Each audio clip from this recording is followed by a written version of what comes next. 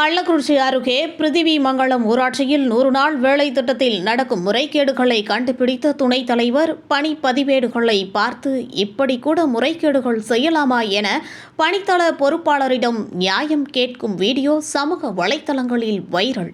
கள்ளக்குறிச்சி மாவட்டம் தியாகதுருகம் அருகே உள்ள பிருத்திவிமங்கலம் ஊராட்சியில் மேற்கொள்ளப்பட்டு வரும் 100 நாள் வேலை திட்டத்தில் முறைகேடுகள் நடப்பதாக தெரிய வருகிறது.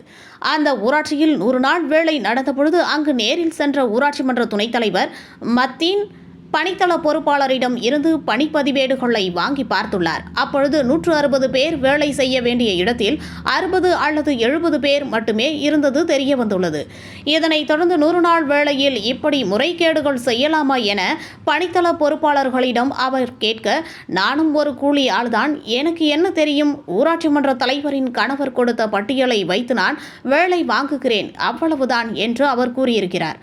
ஊராட்சி மன்ற துணைத் தலைவரோ, வேலை நடக்கும் இடத்திற்கு நான் எப்பொழுதாவது வந்திருக்கிறேனா என கேட்க, 2 முறை வந்துள்ளீர்கள் என்று அங்கு இருந்தவர்கள் சொல்ல, நான் வந்தபோதெல்லாம் முறைகேடுகள் நடந்ததை கண்டுபிடித்துள்ளேன் என அவர் கூறியுள்ளார். இந்த வீடியோ சமூக வலைதளங்களில் வைரலாகி தற்பொழுது பெரும் பரபரப்பை ஏற்படுத்தியுள்ளது.